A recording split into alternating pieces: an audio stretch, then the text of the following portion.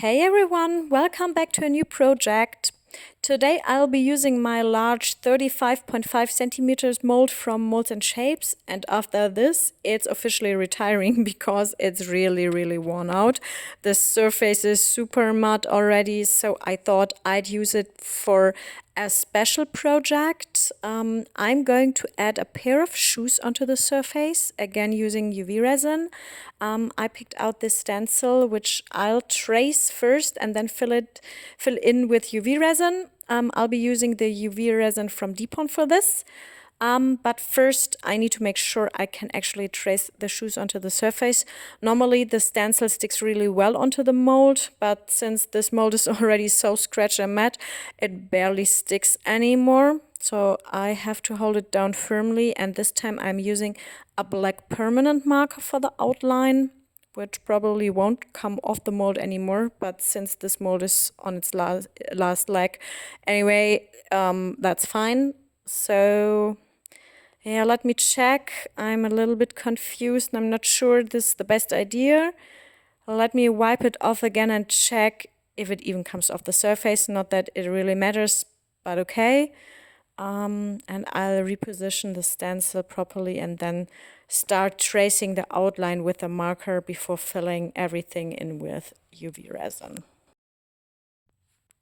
If you're using markers like this, always test them on a small hidden area of your mold first, just in case you want to reuse the mold later and the marker doesn't come off anymore. That would be pretty annoying. So now I'm trying to press the stencil down a bit, but the surface is so worn and slippery that it barely sticks. So I'm just going to go ahead and trace it with a marker anyway. So the stencil isn't super detailed, which makes this part pretty easy. As you can see, the outlining itself works quite well. And I'll skip ahead so you don't have to watch the whole process. And here you can see how it looks once everything is traced. It definitely took a while. And always peel off your stencil very carefully. But using this marker worked really well. So now the shoes are drawn onto the mold and I can start filling them in with UV resin. I'm starting with the left one, with the left shoe, applying a bit of UV resin and spreading it with a toothpick.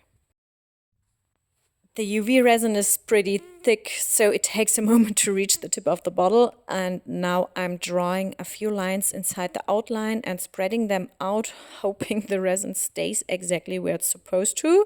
And then I'll cure it under my UV lamp for about 2 minutes. Or, well, actually, what I usually do is partially cure the resin first for about 30 seconds. Then I move onto the other parts of the stencil that also need to be cured. While I work on those, the first section ends up curing fully over time. So basically, I only give it a quick flash cure at the start and let the rest happen gradually. And I'm speeding this part up for you because it takes quite a while to get everything in place, and you can use a nail tool if you prefer. I'm using a toothpick here because it works pretty well for this technique. So any pointy tool will do the job to help you spread the resin. And after that, I give it a quick cure, and then it's time to move on to the rest of the design. There are always a few air bubbles in UV resin, so I'm trying to get rid of them with my torch. That usually works pretty well. You just have to be a bit careful. And then I'm curing everything under the UV lamp. Since this whole process took quite a while, I skipped ahead so I can show you the finished UV resin shoes on the surface. So now it's time to paint them. For the soles, I decided to use a red mica powder. Here's what it looks like. I'm showing you the shade of red directly on the surface. It doesn't stick very well on its own, so I breathe on it a little, or you can spray a bit of alcohol to help it grab better. And I wanted to give the shoes a kind of Louboutin vibe with the red soles. And I tested several mica powders beforehand. You can't see the exact shade perfectly on camera, but this one is a true red. Some of the others had a pink undertone, which I didn't want, so I picked the one with the best deep red shade for this. Painting it on works pretty well, and a bit of powder always goes over the edge, and I'll wipe that off later with my wet wipes. I just wanted to show you how I apply it, and honestly I find this part very relaxing. So then I clean the edges with my wet wipes and my nail tool so the outline stays crisp and no mica powder gets left behind on the surface. And so this whole cleaning process takes forever. And let me tell you, when I started working with the black mica for the rest of the shoes, that was a real nightmare. Those tiny black particles got everywhere and made such a mess on the surface. It was terrible. Because painting and cleaning takes forever, I skip ahead a bit and then you can see the final result of the shoes. And I really love how the red soles turn out. I'm a big fan of Louboutin style shoes anyway. Yeah, so I decided to mix some white mica powder into resin for the background just to create a nice contrast. At first, I considered using pink, but I wasn't sure if that would match the shoes, especially with the red soles. And I didn't want it to end up looking too girly. So you can let me know what other background colors you think would look cool. I actually have a few more shoe stencils and I love to combine them with other designs. So feel free to share your ideas. I'm very curious what you think.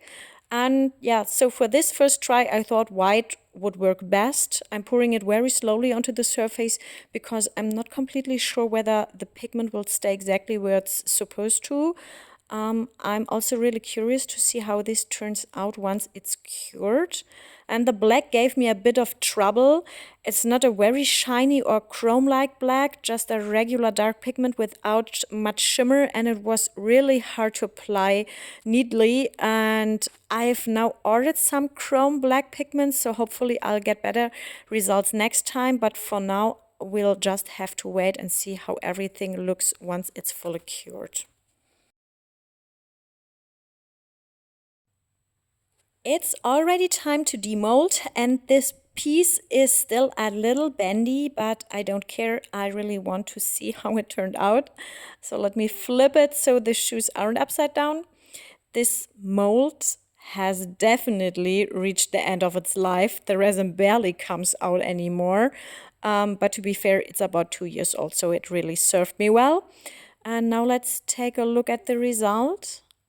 I actually think it turned out really pretty. The black isn't perfectly even because it doesn't have that chrome effect. It almost looks a bit like suede, but honestly, I kind of like it. The red soles have a beautiful depth to them, and the silver bow on the front looks great too. So overall, I'm actually really happy with it. I'll still add a top coat, of course, and a silver rim. And after that, it's basically finished. And I'll shape it into a bowl in hot water. I'll show you the final result in just a moment. I hope you enjoyed this project and I'd love to see you again next time. Thanks so much for watching. Take care, everyone, and see you soon. Bye-bye.